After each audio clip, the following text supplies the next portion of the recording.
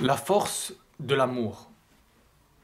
C'est le pouvoir que peut avoir l'amour est infini. Et les gens s'en rendent pas compte. Ils utilisent beaucoup la haine, beaucoup la vengeance pour arriver à leur fin.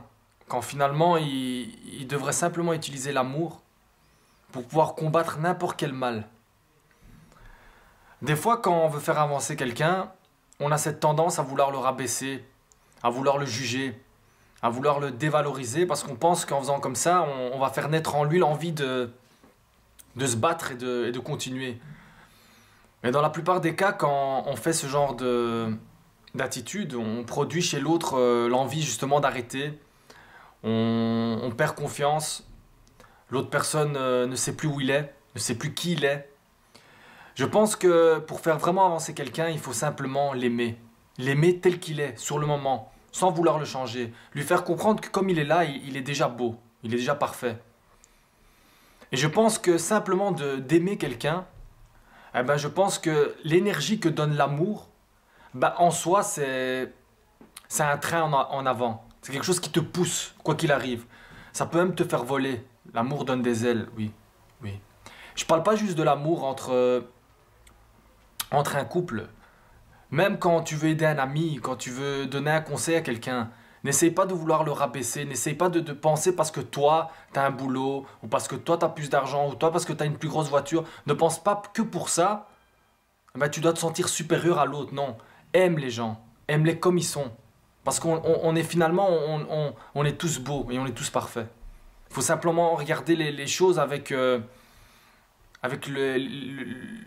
juste regard. C'est ça, le juste regard. Dans chaque situation, qu'elle soit bonne ou mauvaise, ça dépend comment tu regardes la chose, ben tu peux toujours trouver un message qui te fait avancer. Et c'est ça la vraie intelligence. C'est ça qui fait de toi quelqu'un d'intelligent ou quelqu'un de malin. Il y a beaucoup de gens malins, mais il y a peu de gens intelligents. Les gens malins, c'est les gens qui, tu vois, par exemple, ils sont en voiture et ils veulent te dépasser pour gagner 2 secondes, tu vois. Dans leur tête, ils sont malins. Ils se disent, waouh, j'ai fait un dépassement, j'ai gagné 2 secondes. Le mec intelligent, c'est le mec qui comprend qu'il y a quand même le feu rouge et que ça sert à rien de dépasser. C'est ça, c'est ça la différence entre le mec malin et le mec intelligent. Le mec intelligent, il utilise sa tête. Le mec malin, il utilise sa tête et en même temps, il utilise une partie de son cœur qui ne devrait pas être utilisée. Parce que le cœur, il fonctionne pour le bien et pour le mal. Et c'est pour ça qu'il faut savoir bien discerner les choses. Parce que entre la haine et l'amour et entre le bien et le mal, des fois il suffit d'un détail pour passer d'un camp à l'autre. C'est pour ça que je reste convaincu que aimer les gens comme ils sont, c'est pour moi l'unique manière et l'unique force véritable, l'unique force qui est inépuisable, qui permet vraiment à l'autre déjà de retrouver la confiance en soi, de se sentir mieux dans sa peau et de lui donner envie de regarder plus loin. Et c'est pour ça que quand vous aimez une personne et que vous souhaitez la voir avancer, je pense que l'unique manière qui existe à mes yeux, c'est simplement de dire à l'autre que vous l'aimez.